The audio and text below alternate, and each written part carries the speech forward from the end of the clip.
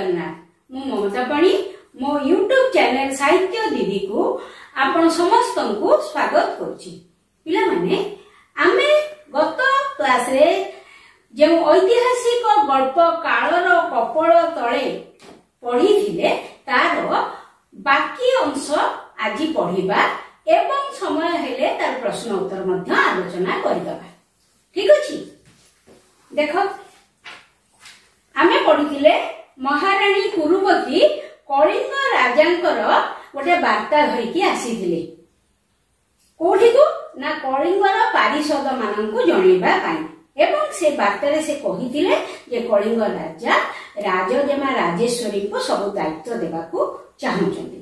राजेश्वरी मध्य निजर पतिଙ୍କ सहित सेठी को आसीथिले एवं से कहिथिले जे तांकर विशेष किछि अभिज्ञता नाही राजकार्य चलैबारे ए पर्यंत में पढ़िथिले। देखो तापर देखो जे माने नीरव रहिथिले सेमानक मध्यरु जणे ठिया होई कहिले किंतु वर्तमान तो खाली साधारण भाबरे राज्य चलैबार अवस्था नाही।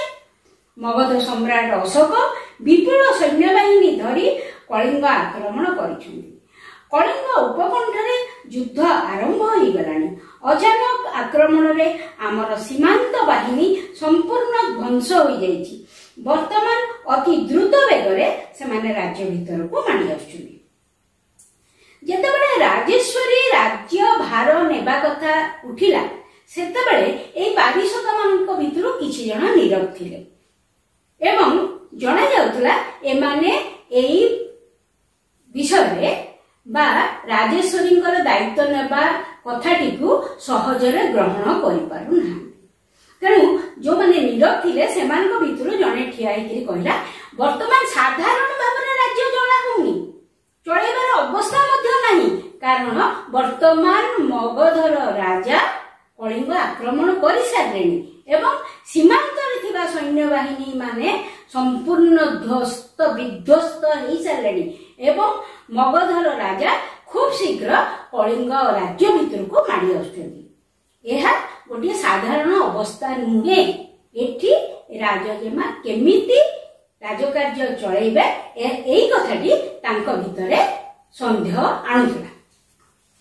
महामंत्री चिंतित स्वर कहले हां राजजेमा कलिंग एक अति संकट मुहूर्त रे आसी पहुंची। महामंत्री भी चिंतित थिले ए बाबदरे एवं से कहले जे हां राजजेमा कलिंग वर्तमान गोटे संकट अवस्था गोटे विपदपूर्ण अवस्था रे अछि।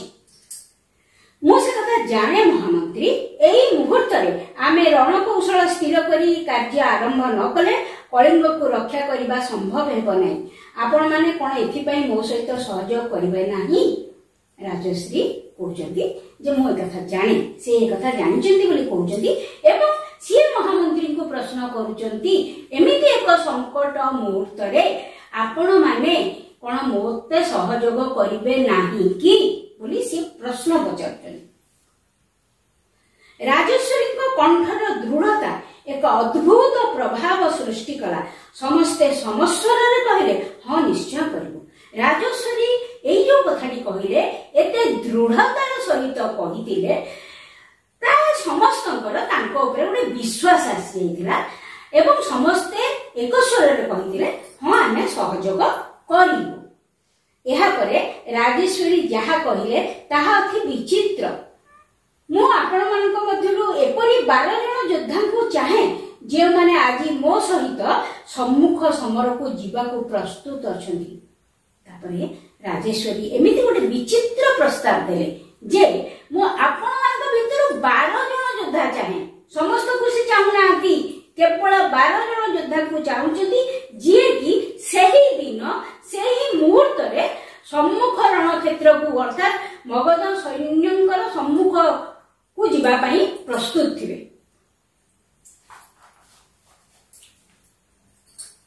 दरबार कक्ष स्तब्ध समस्त परस्पर मुह को चाहुचंती।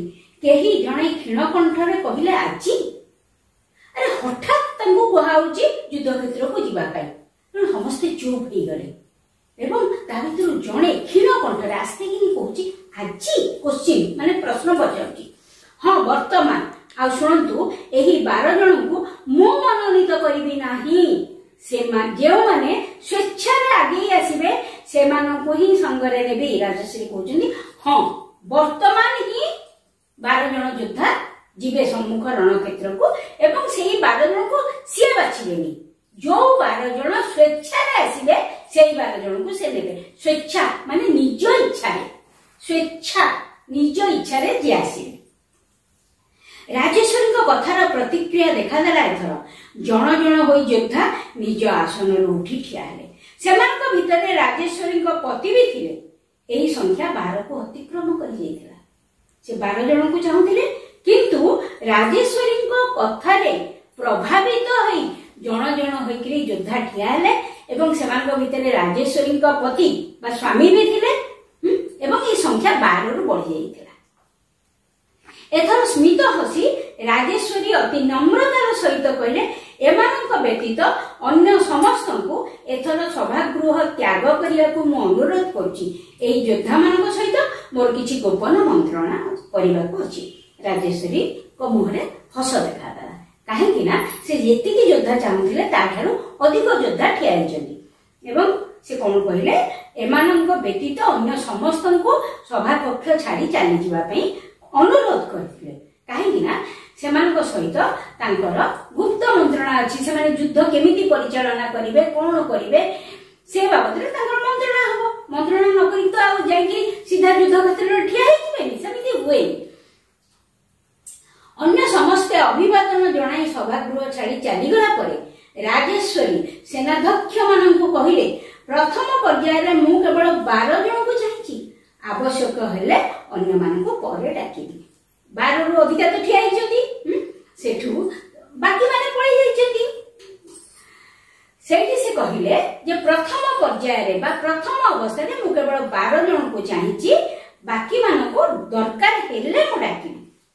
କିନ୍ତୁ କେହି ସଭାଗୃହ ଛାଡି ଯାଉନଥିବାର ଦେଖି ସେ ନିଜେ ସେଇ 5 ଜଣଙ୍କୁ ଯିବା ପାଇଁ ନିର୍ଦ୍ଦେଶ ଦେଲେ, ଯେଉଁମାନେ ପ୍ରଥମରୁ ତାଙ୍କର ନେତୃତ୍ୱ ଗ୍ରହଣ କରିବାକୁ କୁଣ୍ଠିତ ହୋଇଥିଲେ। ମୁଁ ତମକୁ ପୂର୍ବରୁ କହିଛି, ସେମାନଙ୍କ ଭିତରୁ ସଭାସଦ ମାନଙ୍କ ଭିତରୁ କିଛି ଜଣ ରାଜେଶ୍ୱରୀଙ୍କ ନେତୃତ୍ୱକୁ ପସନ୍ଦ କରୁନଥିଲେ। ତ ସେଇମାନଙ୍କୁ ସିଏ ସଭାଗୃହ ଛାଡି ଚାଲିଯିବାକୁ କହିଥିଲେ, ସେଇ 5 ଜଣଙ୍କୁ, ଯେଉଁମାନେ କି ପ୍ରଥମରୁ ତାଙ୍କ ନେତୃତ୍ୱକୁ ଗ୍ରହଣ କରିବାକୁ ରାଜି ନଥିଲେ। ତାପରେ ଆରମ୍ଭ ହେଲା ରାଜେଶ୍ୱରୀଙ୍କ ମନ୍ତ୍ରଣା। ଗମ୍ଭୀର ସ୍ୱରରେ ସେ କହିଲେ, ମଗଧର ସେନାବାହିନୀ ବିପୁଳ, ଅତି ଆଧୁନିକ ଅସ୍ତ୍ରଶସ୍ତ୍ରରେ ସଜ୍ଜିତ। ସେମାନଙ୍କୁ ସମ୍ମୁଖ ସମରରେ ମୁକାବିଲା କରିବା ପାଇଁ କଳିଙ୍ଗର ଶକ୍ତି ନାହିଁ। ସେଥିପାଇଁ ସେମାନଙ୍କୁ ପରାସ୍ତ କରିବାକୁ ହେଲେ ଦୀର୍ଘ ଦିନ ଧରି ଆମକୁ ଯୁଦ୍ଧ ଚଳେଇ ଯିବାକୁ ପଡିବ। ଆପଣ ମାନେ କଣ ଏଥିରେ ସମ୍ମତ? ରାଜଶ୍ରୀ ଏଇଠି ଗୋଟିଏ ଅତି ଚାଲାକି କାମ କରିଥିଲେ। କାହିଁକି ନା ସେ ଜାଣିଥିଲେ ଯେ ମଗଧର ସୈନ୍ୟବାହିନୀ ତୁଳନାରେ କଳିଙ୍ଗର ସୈନ୍ୟବାହିନୀ ଏକଦମ କମ୍। ତେଣୁ ସେଇ ସବୁ ଜାଗାରେ ମଗଧର ସୈନ୍ୟବାହିନୀ ଯେ କୌଣସି ମୁହୂର୍ତ୍ତରେ କଳିଙ୍ଗକୁ ପରାଜିତ କରିଦେଇ ପାରିବେ। ସେଇଠି ରାଜଶ୍ରୀ କଣ କହିଛନ୍ତି ନା, ଆମକୁ ଏଇ ଯୁଦ୍ଧ ଦୀର୍ଘ ଦିନ ଧରି ଚଲେଇବାକୁ ପଡିବ। ତା ଭିତରେ ତାଙ୍କର ଗୋଟେ ଉଦ୍ଦେଶ୍ୟ ଅଛି, ଯୋଉ ଉଦ୍ଦେଶ୍ୟଟିକୁ ସେ ପ୍ରକାଶ କରିନାହାନ୍ତି ସିଧାସଳଖ, କେବଳ ଏତିକି କହିଛନ୍ତି ଯେ ଯେହେତୁ ମଗଧର ସୈନ୍ୟବାହିନୀର ସଂଖ୍ୟା ଅଧିକ, ମଗଧ ପାଖରେ ଆଧୁନିକ ଅସ୍ତ୍ରଶସ୍ତ୍ର ଅଛି, ସେମାନେ ଆମକୁ ଅତି ଶୀଘ୍ର ପରାଜିତ କରିଦେଇ ପାରିବେ। ତେଣୁ ସେଇ ସ୍ଥଳରେ ଆମେ ଦୀର୍ଘ ଦିନ ଧରି ଯୁଦ୍ଧକୁ ଚାଲୁ ରଖିବା ଉଚିତ। କେମିତି ହବ ଦେଖିବା। ଏଇଭଳି ରଣକୌଶଳ ବୁଝିବାକୁ ଯୋଦ୍ଧା ମାନେ ଅକ୍ଷମ ହେଲେ ମଧ୍ୟ ସମସ୍ୱରରେ କହିଲେ ନିଶ୍ଚୟ। ଏଇ ଯୋଉ ରଣକୌଶଳ ରାଜେଶ୍ୱରୀ ସେଠି ପ୍ରୟୋଗ କରିବାକୁ ଚାହୁଁଥିଲେ କଳିଙ୍ଗ ଯୁଦ୍ଧରେ, ସେଇ ଜିନିଷଟି ସେନାଧ୍ୟକ୍ଷ ମାନେ ବୁଝିପାରୁନଥିଲେ, କିନ୍ତୁ ରାଜେଶ୍ୱରୀଙ୍କ କଥାରେ ସେମାନେ ହଁ ଭରିଥିଲେ। ରାଜେଶ୍ୱରୀ କହିଲେ, ତାହେଲେ ପ୍ରଥମ କଥା ହେଲା, ଆମର ଆଜିର ନିଷ୍ପତ୍ତି ସମ୍ପର୍କରେ ଏଠାରେ ଉପସ୍ଥିତ ଥିବା ବ୍ୟକ୍ତିଙ୍କ ବ୍ୟତୀତ ଆଉ ଜଣେ ବି କେହି ଯେପରି ନ ଜାଣେ ସେଥିପ୍ରତି ଆପଣ ମାନେ ସଜାଗ ରହିବେ। କଣ କହିଲେ, ପ୍ରଥମ ସର୍ତ୍ତ ତାଙ୍କର ଥିଲା ଯେ ଆଜି ଆମ ଭିତରେ ଯୋଉ ମନ୍ତ୍ରଣା ହେଲା, ଯୋଉ ଆଲୋଚନା ହେଲା, ଆମ ବ୍ୟତୀତ ଆଉ ବାହାରେ କେହି ମଧ୍ୟ ତାହା ଜାଣିବେ ନାହିଁ। ଏ ଯୁଦ୍ଧରେ କେହି ଜଣେ ସେନାପତି ନୁହନ୍ତି, ଆପଣ ମାନେ ପ୍ରତ୍ୟେକ ଜଣେ ଜଣେ ସେନାପତି ବୋଲି ମନେ ରଖିବେ। ଏତିକି କହି 12 ଜଣ ଯାକଙ୍କୁ ପୃଥକ ପୃଥକ ଭାବରେ ନିକଟକୁ ଡାକି ଅତି ନିମ୍ନ ସ୍ୱରରେ ରାଜଶ୍ରୀ କିଛି ନିର୍ଦ୍ଦେଶ ଦେଲେ। ଦ୍ୱିତୀୟ ସତ୍ୟ ତାଙ୍କର କଣ ଥିଲା? ଏ ଯୁଦ୍ଧ ଦ୍ୱିତୀୟ କଥା କଣ ଥିଲା ନା, ଏ ଯୁଦ୍ଧରେ କେହି ଜଣେ ବି ସେନାପତି ନୁହନ୍ତି। ଯେତେବେଳେ ଯୁଦ୍ଧରେ ସେନାପତି ଜଣେ ଥାନ୍ତି, ଅନ୍ୟମାନେ ସୈନିକ ଥାନ୍ତି, ସେଇ ସୈନିକ ମାନେ ସେନାପତିଙ୍କୁ ଅପେକ୍ଷା କରନ୍ତି, ସେନାପତିର ନିର୍ଦ୍ଦେଶକୁ ଅପେକ୍ଷା କରନ୍ତି ଏବଂ ସେମାନେ ସବୁବେଳେ ଭାବୁଥାନ୍ତି ଯେ ଏଇଟା ସେନାପତିଙ୍କ ଦାୟିତ୍ୱ, ସେନାପତି ଯାହା କହିବେ ଆମେ କରିବୁ। ଏଠି ସେ କଣ କଲେ? 12 ଜଣ ଯାକଙ୍କୁ ସେନାପତି କରିଦେଲେ, ଅର୍ଥାତ୍ ସମସ୍ତଙ୍କୁ ଦାୟିତ୍ୱ ଦେଇଦେଲେ। ବୁଝି ଏଠି ସମସ୍ତଙ୍କୁ ସେ ଦାୟିତ୍ୱ ଦେଇଦେଲେ। ସମସ୍ତେ ନିଜକୁ ଜଣେ ସେନାପତି ଭାବିବେ ଏବଂ କେମିତି ଯୁଦ୍ଧଟି ସୁରୁଖୁରୁରେ ହବ ସେ ବାବଦରେ ଚିନ୍ତା କରିବେ। ଏଠି ଜଣଙ୍କ ଉପରେ ଦାୟିତ୍ୱ ଦିଆହେଇନି, 12 ଜଣ ଯାକଙ୍କୁ ସେ ଦାୟିତ୍ୱ ଦେଇଦେଲେ ଏବଂ ଜଣ ଜଣଙ୍କୁ ଅଲଗା ଅଲଗା ଭାବରେ ଡାକିକିରି ସେ ତାଙ୍କ ସହିତ ଗୁପ୍ତରେ କିଛି ମନ୍ତ୍ରଣା କଲେ ବା କିଛି କଥାବାର୍ତ୍ତା ହେଲେ। ଅଙ୍ଗଦଙ୍କ ସମ୍ମୁଖରେ ପୁଣି ସେହି ପୁରୁଷ। ଗୁରୁ ଗମ୍ଭୀର ସ୍ୱରରେ ନିର୍ଦ୍ଦେଶ ଦେଲେ, ଏଥର ଚାଲ ଦେଖିବ ସେଇ କଳିଙ୍ଗ ଯୁଦ୍ଧ ଯେଉଁଠାରୁ ମୁଁ ତୁମକୁ ଡାକି ଆଣିଥିଲି। ହଠାତ୍ ଅଙ୍ଗଦଙ୍କ ସମ୍ମୁଖରେ ସେଇ ଦୀର୍ଘଦେହୀ ପୁରୁଷ, ସେ କହୁଛନ୍ତି ଏଠି କଳିଙ୍ଗର ରାଜ ଦରବାରକୁ ଦେଖେଇ ଦେଲେ ଏବଂ ତାପରେ କହିଲେ, ଏଥର ଚାଲ ତୁମେ ଯୋଉଠି କଳିଙ୍ଗ ଯୁଦ୍ଧ କଥା ଭାବୁଥିଲେ ନା ଅଙ୍ଗଦ ଏମିତି ଯୁଦ୍ଧ ହେଇଥିବ, ଏମିତି ଘୋଡାଟାକୁ ସେଇଠିକୁ ପୁଣି ଫେରେଇ ନଉଛନ୍ତି। ମାନେ ଏଠି ଲେଖିକା ହିଁ ସେଇ ଜାଗାକୁ ନଉଛନ୍ତି, ଯେମିତି ତମର ସିନେମାରେ ଦେଖିଛ ଫ୍ଲାଶବ୍ୟାକ୍ ହୁଏ, ପଛ କଥାଟା ଦେଖେଇ ଦିଏ, ଏଇଠି ସେମିତି ସେଇ ଫ୍ଲାଶବ୍ୟାକ୍ ହିଁ ହଉଛି।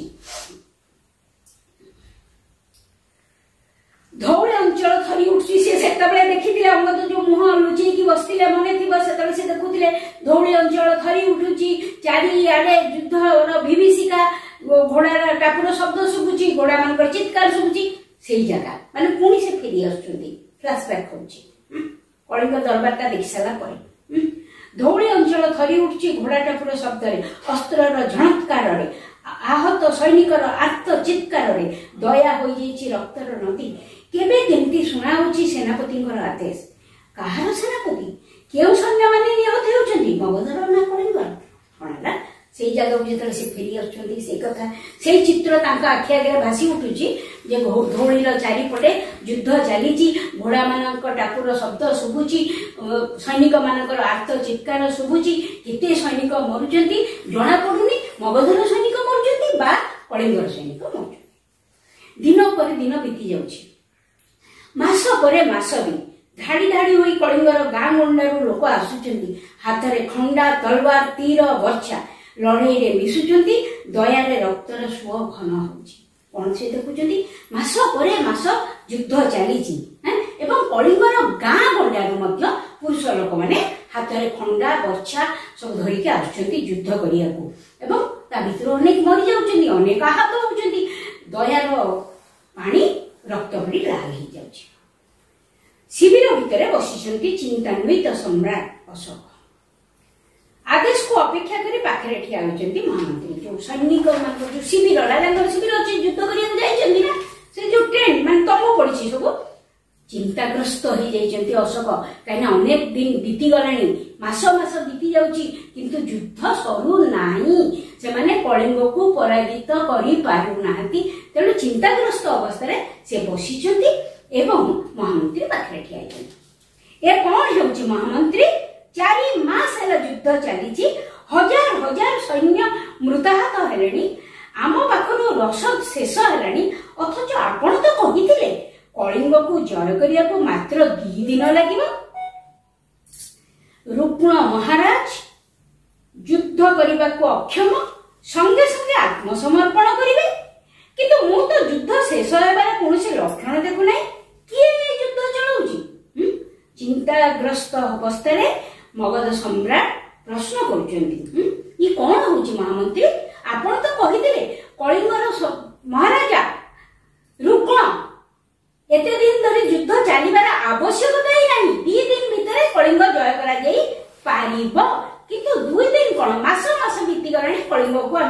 जय करी पारु नाहांती ताले युद्ध चलौची किए एते दिन धरिकी सम्राटଙ୍କ प्रश्नर कौनसी उत्तर नथिला मंत्री पाखरे अत्यंत विचलित स्वर में से कहले मु मध्य आश्चर्य होची महाराज किए चलौची युद्ध केवल सैन्य नहंती हजार हजार संख्या रे कलिंगर साधारण प्रजा युद्ध करिया को आगे आछथि अद्भुत महामंत्री कहते केवल आपण आश्चर्य होनांती मु भी आश्चर्य होची एठी कलिंगर सैन्य केवल युद्ध करूनांती कलिंगर साधारण प्रजा हजार हजार संख्या रे हाथ रे तीर वर्षा तलवार धरिकी युद्ध करिया पई आगे आछथि मते भारी अद्भुत लागुची कथा साधारण प्रजा माने मध्य गां गंडारू चली आछथि युद्ध करिया अशोक क्षिप्त स्वर रे कहिले मु कलिंग प्रजा प्रशंसा शुणिया को आपन को एठी डाकिनी तुरंत सब सम्मान रे ए युद्ध शेष करिवार व्यवस्था करन कोन कहले जे रागी गलेनी अशोक सेतल को ताको अपमान लागुची कलिंग को से पराजित करि पारनाती से क्षिप्त कंठरे कहले क्षिप्त स्वर रे रागी गिर कहले मु एठी की आपन को डाकिनी कलिंग प्रशंसा शुणिया को आपण यथाशीघ्र युद्ध बंद करंतु एवं ताहा पुनी केमिति ना सम्मान सहित जेमिति के मो सम्मान रे कोनसी आंच आसीबो नाही लोके भाबिबेनी जे अशोक डरी के युद्ध बंद कर देले किंतु युद्ध बंद हबो सम्मान सहित युद्ध बंद करंतु व्यवस्था करंतु मंत्री कहउछति व्यवस्था करिछि महाराज महामंत्री सम्राटଙ୍କ निकटको घुंची आसी निम्न स्वରରେ କିଛି କହିବାକୁ ଲାଗିले महामंत्री कहउछति ए व्यवस्था मु करि सारिछि एवं से ताको पाखको घुंची आसी कि धीर बळारे କିଛି କହିले कोन कहले एठले खाइ किंतु ता परदिन कोन घटिला सेइथुर आमे बुझिबा महामंत्री कोन कहले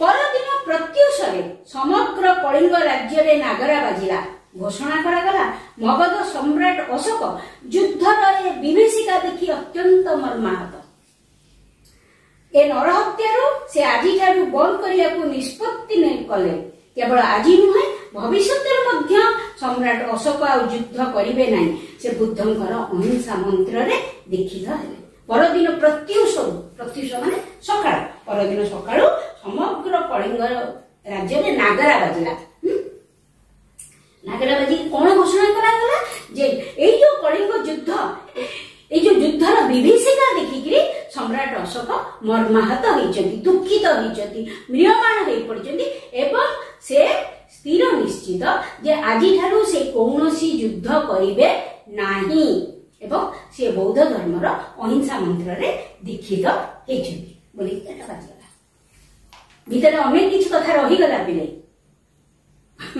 जहा तमे बुझिबो प्राय पुरुष शून्य कलिंग राज्य बक्षर स्तब्धता नहीं आसला एमाने जो आग्रह सहित युद्ध करूथिले एवं सेतबेला को कलिंग पुरुष शून्य हेलाणी सब आडू पुरुष माने युद्ध करिया पळि आछंती ता भितर अधिकांश मरि जाइछंती माने प्राय पुरुष शून्य कलिंग हठात स्तब्ध हो गला हठात युद्धटा बंद हो गला ना योद्धा बेसर असंख्य मृत और आहत सैनिकों मध्य ए उज्जवल मूर्ति की हौलीर जंगल भितर मगध सेनापति प्रचंड युद्ध करी मृत्युवरण करछि राजेश्वरी असंख्य सैन्य आहत होइकिरी मृत्यु मुखरे पड़िचंती केही आहत होइछि केही निहत होइछि ताहा भितर गोटे उज्जवल मूर्ति देखा जाउछि अंगद देखुचंती अंगद तो देखुनांती ना तमको देखै दिया जाउछि एवं से उज्जवल मूर्ति किए राजेश्वरी जे कि मगध सम्राट सेनापति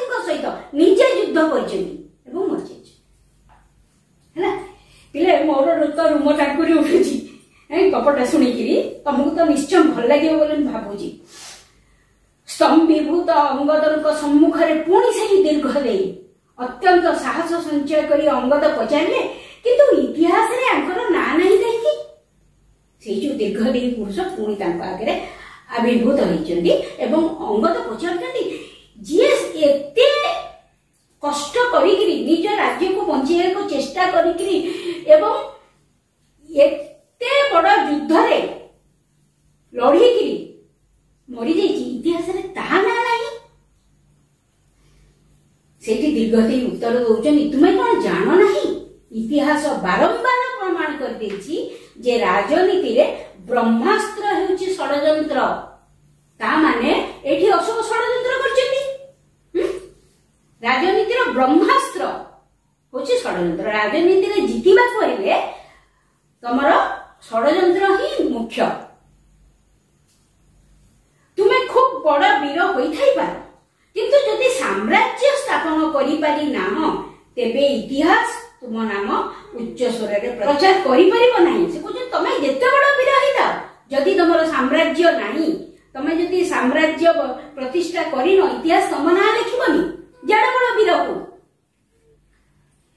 साम्राज्य रक्षा करिया पई अथवा विस्तार करिया पई तुमको षड्यंत्रर ब्रह्मास्त्र व्यवहार करिया को पड़िबो। कलिंगर महाराजा बा तांको कन्या तो ताहा करि पारि नाहंती साम्राज्य विस्तार करिया पई बा साम्राज्य पाइबा पई तुमको षड्यंत्र निश्चित भाबरे करिया को पड़िबो। किंतु एठी कलिंग महाराजा बा तांकर कन्या केही षड्यंत्र को स्वीकार करनांती बा षड्यंत्रर आश्रय नै नांती तेणु इतिहास ना लिखिनी। से द्रुत पछकु फेरी चलिया को लागले। से जो दीर्घदेही पुरुष असल कथाटी कही देकी अंगद को गले से द्रुत पछकु फेरिया को लागले। अंगद पाटी करी उठिले आपण आपण कोन इतिहास पुरुष। अंगद तन पचारछि। अंगद आखि खोलिले। राति शेष होई आसुची। शांति स्तूप उपरे आकाश रे केवल गोटिए तारा उज्जवल होई देखा जाउची। जे राति शेष होई आसुची। भोर समय रे जो पाहांती तारा कहती धौली पहाड़ पर से ताराटी दिशुची एवं से दीर्घदेही पुरुष पढ़ी धीरे धीरे धीरे धीरे पछकु फेई जाइछन। इतिहास रो ए अनालोचित कथाटी अंगदଙ୍କ सामने खोली धरी इतिहास पुरुष फेरी जाइछन जहा कि आमे आज जानछन। पिले भाबुची विषयटी तुमको भल लागिथिबो। वर्तमान आमे प्रश्न उत्तर आलोचना करिबा। पिलाने देखो 1 नंबर प्रश्न धौली पहाड़ पाददेश रे केउ नदी बही जाइछि। धौली पहाड़ पाददेश रे दया नदी बही जाइछि। 2 नंबर अंगद चौधरी केउ विषयर छात्र। अंगद चौधरी इतिहास विषयर छात्र। 3 नंबर अंगद चौधरी केउ विश्वविद्यालयर छात्र। अंगद चौधरी नालंदा विश्वविद्यालयर छात्र। 4 नंबर अंगद काहार शिलालेख पढ़िछन्ती। अंगद अशोकଙ୍କ शिलालेख पढ़िछन्ती। 5 नंबर काहा स्पर्श रे अंगद चमकी पड़िले। एक दीर्घदेही पुरुषଙ୍କ स्पर्श रे अंगद चमकी पड़िले। एटी तुम इतिहास पुरुष भी लिखि परिबो बा समय भी लिखि परिबो नहले केवल एक दीर्घदेही पुरुषଙ୍କ हातर स्पर्श रे अंगद चमकी पड़िले बोली लिखिले ही अधिक ठीक हो। 6 नंबर आपण कोन कलिंगर महाराजा एहा किए काहाकू कहिचंती। एहा अंगद सेही दीर्घदेही पुरुषଙ୍କୁ कहिचंती। 7 नंबर मु तो दुनिया रे सबठारु शीघ्र चले एहा काहार उक्ति। मु तो दुनिया रे सबठारु शीघ्र चले एहा सेही दीर्घदेही पुरुषଙ୍କର उक्ति थिला। 8 नंबर कलिंग महारानी को नाम कौन थिला। कलिंग महारानी को नाम कुरुबकी थिला। 9 नंबर केउ माने महारानी को ससंभ्रम अभिवादन जणाइले। कलिंगर पात्र मंत्री पारिषद वर्ग और समस्त सेना नायक महारानी को ससंभ्रम अभिवादन जणाइले। 10 नंबर काहा सहित राजजेमा दरबार कक्ष को आसिले। सपति अर्थात तांको स्वामी को सहित कलिंगर राजजेमा दरबार को आसिले। कलिंग किए आक्रमण करछंती। मगध सम्राट कलिंग आक्रमण करछंती बा मगध सम्राट अशोक कलिंग आक्रमण करछंती। युद्ध केउठी आरंभ होई गलानी। कलिंगर उपकंठरे युद्ध आरंभ होई गलानी। 13 नंबर अचानक आक्रमण रे कलिंगर कोन ध्वंस होईची। अचानक आक्रमण रे कलिंगर सीमांत बाहिनी ध्वंस होई जाईची। 14 नंबर कलिंग एक अति संकट मुहूर्त रे आसी पहुंचीची ଏହା କାହାର ଉକ୍ତି? କଳିଙ୍ଗ ଏକ ଅତି ସଂକଟ ମୁହୂର୍ତ୍ତରେ ଆସି ପହଞ୍ଚିଛି, ଏହା କଳିଙ୍ଗର ମହାମନ୍ତ୍ରୀଙ୍କ ଉକ୍ତି। ରାଜେଶ୍ୱରୀ କେତେ ଜଣ ଯୋଦ୍ଧାଙ୍କୁ ଚାହୁଁଥିଲେ? ରାଜେଶ୍ୱରୀ 12 ଜଣ ଯୋଦ୍ଧାଙ୍କୁ ଚାହୁଁଥିଲେ। 16 ନମ୍ବର, ରାଜେଶ୍ୱରୀ କେତେ ଜଣ ଯୋଦ୍ଧାଙ୍କୁ ବାହାରକୁ ଯିବାକୁ କହିଲେ? ରାଜେଶ୍ୱରୀ 5 ଜଣ ଯୋଦ୍ଧାଙ୍କୁ ବାହାରକୁ ଯିବାକୁ କହିଲେ। 17 ନମ୍ବର, ଯୁଦ୍ଧରେ କେତେ ଜଣ ସେନାପତି ରାଜେଶ୍ୱରୀ ସ୍ଥିର କରିଥିଲେ? ଯୁଦ୍ଧରେ 12 ଜଣ ସେନାପତି ରାଜେଶ୍ୱରୀ ସ୍ଥିର କରିଥିଲେ। 18 ନମ୍ବର, ରକ୍ତର ନଦୀ କିଏ ପାଲଟିଲା? ରକ୍ତର ନଦୀ ଦୟା ନଦୀ ପାଲଟିଲା। 19 ନମ୍ବର, କଳିଙ୍ଗ ଯୁଦ୍ଧ କେତେ ମାସ ଲାଗିଥିଲା? କଳିଙ୍ଗ ଯୁଦ୍ଧ 4 ମାସ ଲାଗିଥିଲା। 20 ନମ୍ବର, କେତେ ଦିନରେ ଯୁଦ୍ଧ ଶେଷ ହେବ ବୋଲି ମହାମନ୍ତ୍ରୀ ମଗଧ ସମ୍ରାଟଙ୍କୁ କହିଥିଲେ? 2 ଦିନରେ ଯୁଦ୍ଧ ଶେଷ ହେବ ବୋଲି ମହାମନ୍ତ୍ରୀ ମଗଧ ସମ୍ରାଟଙ୍କୁ କହିଥିଲେ। 21 ନମ୍ବର, ମଗଧ ସୈନ୍ୟଙ୍କ ନିକଟରୁ କଣ ସରି ଆସୁଥିଲା? ମଗଧ ସୈନ୍ୟଙ୍କ ନିକଟରୁ ରସ ବାଖା ସାମଗ୍ରୀ ସରି ଆସୁଥିଲା। 22 ନମ୍ବର, ଅଶୋକ କେଉଁ ମନ୍ଦିରରେ ଦୀକ୍ଷିତ ହେଲେ? ଅଶୋକ ବୁଦ୍ଧଙ୍କର ଅହିଂସା ମନ୍ଦିରରେ ଦୀକ୍ଷିତ ହେଲେ। 23 ନମ୍ବର, ରାଜେଶ୍ୱରୀ କାହା ସହ ଯୁଦ୍ଧ କରି ମୃତ୍ୟୁବରଣ କଲେ? ରାଜେଶ୍ୱରୀ ମଗଧ ସେନାପତିଙ୍କ ସହିତ ଯୁଦ୍ଧ କରି ମୃତ୍ୟୁବରଣ କଲେ। 24 ନମ୍ବର, ରାଜନୀତିର ବ୍ରହ୍ମାସ୍ତ୍ର କଣ? ରାଜନୀତିର ବ୍ରହ୍ମାସ୍ତ୍ର ଷଡ଼ଯନ୍ତ୍ର। 25 ନମ୍ବର, ଶାନ୍ତି ସ୍ତୂପ କେଉଁଠି ଅବସ୍ଥିତ? ଶାନ୍ତି ସ୍ତୂପ ଧଉଳି ପାହାଡରେ ଅବସ୍ଥିତ। ପିଲାମାନେ, ଏ ବିଷୟଟି ସମ୍ପୂର୍ଣ୍ଣ ରୂପେ ଆଜି ସରିଗଲା। ମତେ ଲାଗୁଛି ଏ ବିଷୟଟି କୁ ତୁମେ ସମ୍ପୂର୍ଣ୍ଣ ରୂପେ ବୁଝିଥିବ ଏବଂ ପ୍ରଶ୍ନ ଉତ୍ତର ମଧ୍ୟ ତୁମେ ବୁଝିପାରିଥିବ। ଆଉ ଯଦି ତମର କିଛି ଅସୁବିଧା ହୁଏ ତମେ ମତେ ପଚାରିଲେ ମୁଁ ତାର ଉତ୍ତର ଦେବି। ଦୟାକରି ଯଦି ତମକୁ ଭିଡିଓଟି ଭଲ ଲାଗେ ଏହାକୁ ଲାଇକ୍, ସେୟାର, ସବସ୍କ୍ରାଇବ କରିବାକୁ ଜମା ବି ଭୁଲିବନି। ରହିଲି।